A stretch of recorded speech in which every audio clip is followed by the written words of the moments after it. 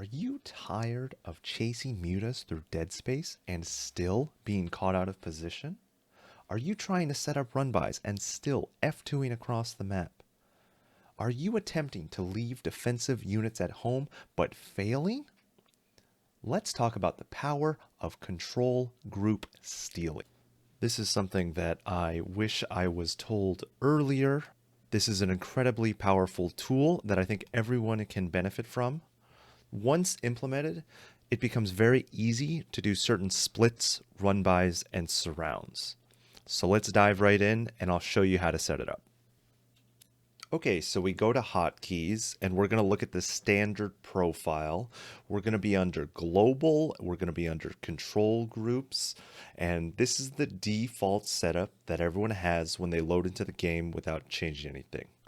You have create control group 1 is control 1, select control group 1 is 1, and then add to control group is shift 1. And then we have another option down here, which is create control group and take away units, which by default is alt 1.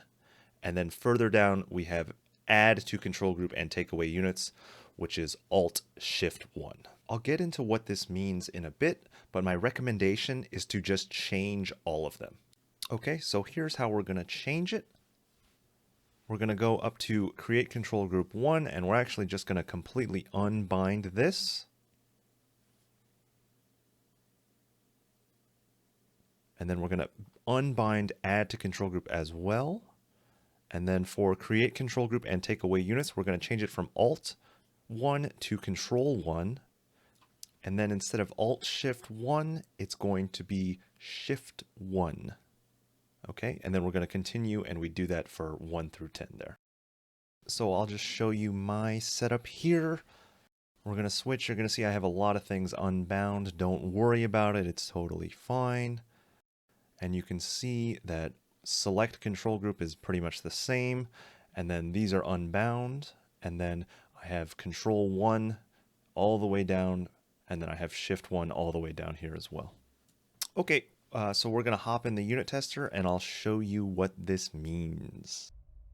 Okay, so I'm in the unit tester. I want to show you exactly what control group stealing looks like, just because I think it's easier for it to be understood this way. So I have everything here. Everything right now is on number 1 control group. So this is like my main army. But what I want to do is I want to separate the banelings, right? And since I already changed everything, all I need to do is select my banelings and I go control 2. Okay, and now my banelings are here and my lings are here, right? And there's no overlap, right? What happens on the default is when you do this same sequence and you don't use alt, you'll have lings and banes, and then you'll have your banes on number 2, but they will still be on number 1, right? So again, just to show you one more time, you can see it has 14 units here, but when I take the banelings and I put the banelings on 2, it removes them from this group, and that's the power of it, right? And now I can just control all this separately and have a wonderful time microing my ling bane, and not having to worry about them overlapping, right? I'll also do this for run-bys a lot of the time where, you know, I have like a mixed army of like lings and roach or something like that. And I'll have everything control group together, but I say, okay, you know, hey, we just beat a push at home. I want to send lings across the map to deny a third, but I want to keep the roaches at home in case he's still aggressive. So I'm going to select my lings. I'm going to drop them into number 2, and then I can just run across the map. Same thing for run-bys. You know, if you want to park some lings in the top corner and wait for them to move out, you can do the same thing, either putting it on the dumping group for 5 or even just putting it on number 2, which is like my secondary army group. Okay, so this is like the most basic way to set up control groups. The other thing you can do that's really easy to set up that also helps for run-bys and splits is to set up a dumping key. And so I'll just show you with my setup and with my arrangement. So for me, I have my dumping key set up as caps lock, and again, I'll just show you what that looks like. We go to global, we go to control group. So you'll see here for number 5, Instead of having this create control group and take away units be control 5, I have it set on caps lock and H. Caps lock is relatively new for me, but it's a fantastic button for hotkeys just because it's very close and very easy for me to hit. I used to use H, but honestly, I used to fat finger it too much and I didn't use it as much. But now that it's easy to reach, I use it so much more, and honestly, I've never looked back. So Control Group 5 is a group that I do not actively use, so I don't really hit number 5 ever to use it, but I use this this key sequence to help me set up run-bys and set up defensive groups normally. Okay, so a lot of the times, you know, you're chasing a drop, and you run into your base and you say, okay, I know he's probably going to drop here again, so what I'm going to do is I'm just going to park some units here. So I select the units I want. In this case, let's say it's the hydras, so I'm going to select the hydras, I'm going to hit caps lock, and then I'm just going to click them here. I can even put them in the patrol path, you know, in the main, just so they're kind of covering a little more ground, and then I can go back to number 1, which is just my main army, and go, you know, out on the map or do whatever, right? And then these will just stay here. They're on 5, and it's not a group I use, but again, I just need them to stay there and do their job in this position patrolling, right? And okay, and we'll just get into some examples here. So I have just a random clip from my stream of me using not only the control group stealing, but also the dumping key in a real game situation here. So I'll just show you. So I'm making Ling Bane. You can see I haven't even started my attack yet, but I have my Banelings on number 2 and my main army group, the Lings, on number 1. And you'll see as I make more Banelings, I will add them to number 2, right? Okay, so we're pushing in here. I'm going to morph some new Banelings in a second here. Okay, so we make the Banelings, I control click them, and I add them to number 2 real quick right there. Okay, we get in the base.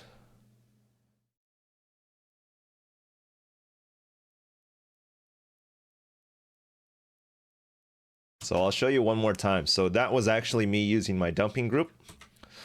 So again, we're here, we're in the base. I see that I have, this is a great position. I see that I have great ability to attack the queens, but I also see that I have a free pathway to the main. So I box click 9 Lings, I hit caps lock, they go on to number 5, and then I just move command them into the main, right? So they're just gonna run by everything and go right into the main.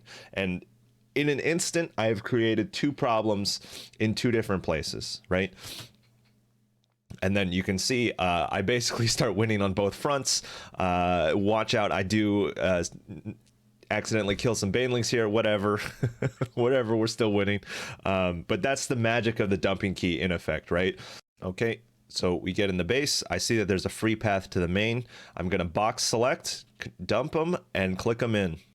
Okay, so this is the other example I have. This is a ZVT. I'm chasing a bio army in medevacs here, so I'm going to force the lift off here. I can see him swinging around, so I'm anticipating him going into the main because that's what Terrans do. So I'm going to get some spores here, and then here comes the dumping key. So I'm running up to the main. I'm going to select 7 roaches. I put them on my dumping key, and I just click them right here because this is where every Terran unloads. And then you're going to see I'm going to pick up my number 1 group, and I'm going to run down here because this is also the typical unload spot, right? So again, you can see I have 7 roaches here. I'm putting them on the patrol path in the main, and then my main army comes down here to anticipate the next unloading position as well, right? So again, I still feel pretty happy with handling this. And you can see he lands and he's greeted by my army. It's fantastic. Oops. So here's my, I'm going to box click him there, and then click to the other swing around position as well.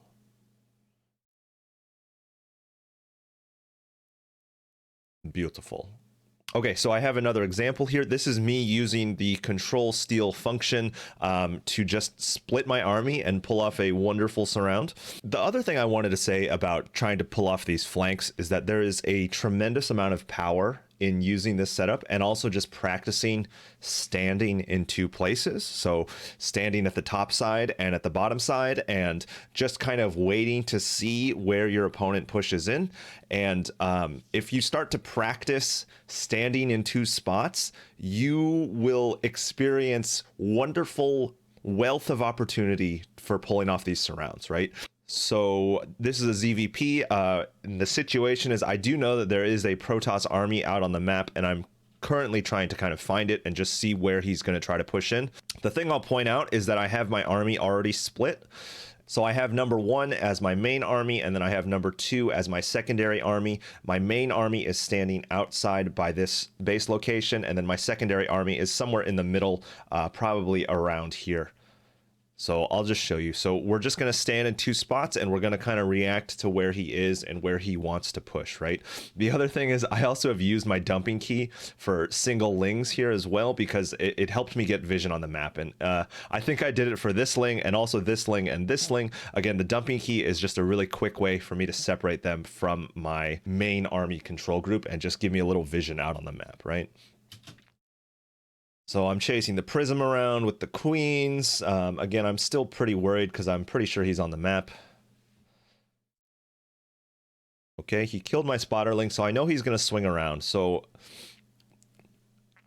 at this point, I'm going to try to get a good surround. So I'm moving my secondary army, my number 2 group, which was over here. I'm going to move it over here to this base while my main army goes down this ramp and tries to swing around the backside, right? He just killed the spotterling here, so I know he's somewhere in this area, and I'm going to try to wrap around and come down, right?